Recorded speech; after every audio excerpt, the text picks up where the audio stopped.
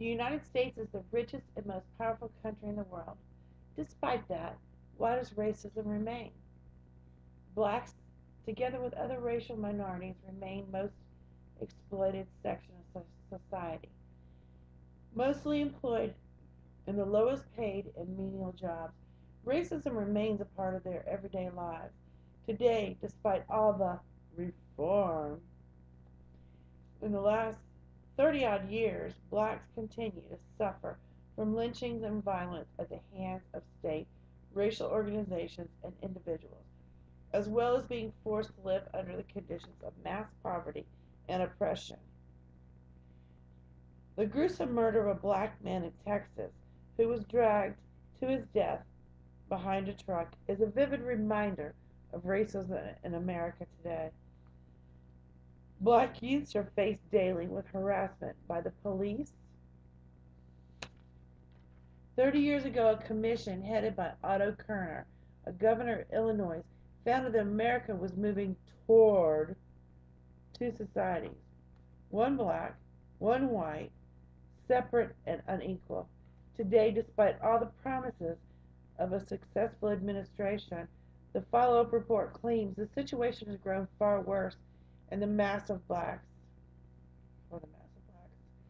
The news report, which comes from the Milton S. Eisenhower Foundation, while conceding that the middle black class has grown, the black high school graduate rate has risen, points to the fact that unemployment in a large number of black inner city neighborhoods is at a depression level of 50% more. Unemployment amongst the blacks is twice the rate of whites. American child poverty rate is 4 times higher in Western Europe than in Western Europe. The rates of incarceration for black men is 4 times higher than in the days of apartheid out South Africa. Figures from the Justice Department show that between 1985 and 1995, as the number of white men sentenced to more than a year in jail is 103%, the number of black men convicted grows to 143%.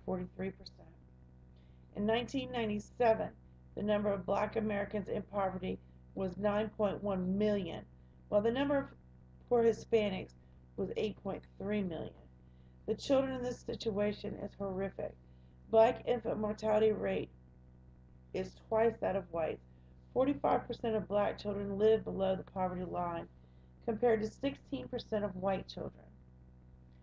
These are the kind of figures that you would expect in a third world country. In the United States, blacks earn 58% of white earnings. In 1979, a black worker was likely to earn 10.9% less than a white worker in a similar job. But by 1989, the differential had grown to 16.4%. According to the book, The State of the Working America, the white earning gap jumped up 50% from 1979 to 1989. Education-wise, the greatest increase in black earnings gap was among college graduates, with a minimal 2.5% differential in 1979 exploding to a 15.5% in 1989. While the black middle class has grown, affirmation action and quotas have not prevented this deterioration of the mass of blacks. At the same time, the class divided has never been greater. The rich got richer, while the positions of the majority has deteriorated. Corporate America has made a bonanza. Bill Gates has an income equal to the combined income of 115 Americans. The poison of racism is a deliberate, fostered by a ruling class as a means of keeping the working class divided and diverting attention away from the real problems of American capitalism. This policy of divide and rule on racial, national, and religious lines has been a common feature of the ruling class. As the Black Panther, Bobby Seale's correctly wrote, racism and ethics differences allow the power structure to explode the masses of the workers in this country. Because that's a key by which they maintain control.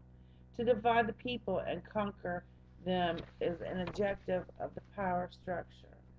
This situation also confirms the words of Malcolm X. You cannot have capitalism without racism. The fact the ruling class uses racism is also a fear of the rise of the powerful black working class, its inherent tendency to unite in action with its fellow white workers. Thus, the working class as a whole is facing deteriorating living standards and attacking big businesses. Years of racism, police harassment, and terrible social conditions has provided an explosive mix in the inner cities, especially amongst the blacks and Latino youth. This has periodically erupted into riots. Most recently in Los Angeles, the richest city in the United States, but riots have no perspective and arise spontaneously out of poverty conditions. If the labor leaders offer a real fighting alternative, then the energies of the youth could be harnessed into a positive direction.